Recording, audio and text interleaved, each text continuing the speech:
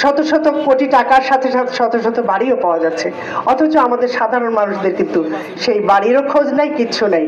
নদী ভাঙা হয়েছে, নদী শাসন হয়েছে, চেষ্টা করা হয়েছে, তারপরে ধারাবাহিকতা বিঘ্ন হয়েছে। আসম আব্দুর রবকে হতে দেওয়া হয়নি।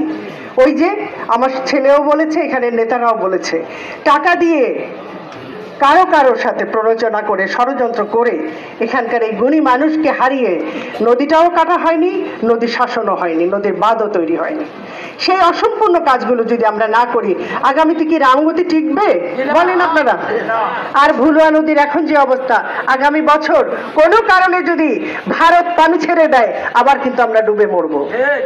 আমাদেরকে কিন্তু সেটি ভুললে চলবে না। গত বছর কিন্তু যে বন্যা ছিল, এবছর কিছুটা কম হয়েছে, নানান কারণে কম হয়েছে। তার একমাত্র প্রথম একটি কারণ ডক্টর ইউনূস, উনি বলেছেন, চোখে চোখ রেখে কথা বলেছেন, প্রতিবেশী হবে সম্মানের।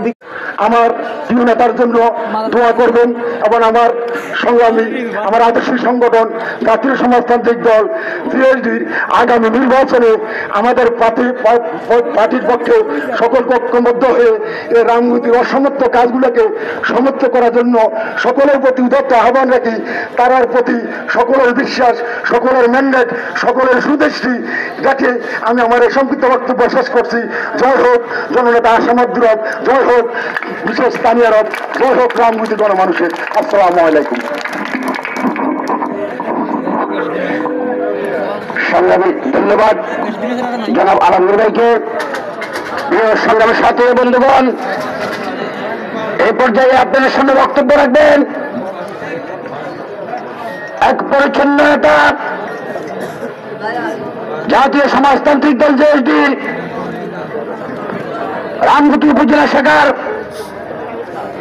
সিনিয়র সহসভাপতি, আমাদের সকলেই পরিচিত জনাব আবুল হাসনাত মেহেদী ভাই। জনাব আবুল হাসনাত মেহেদী ভাই।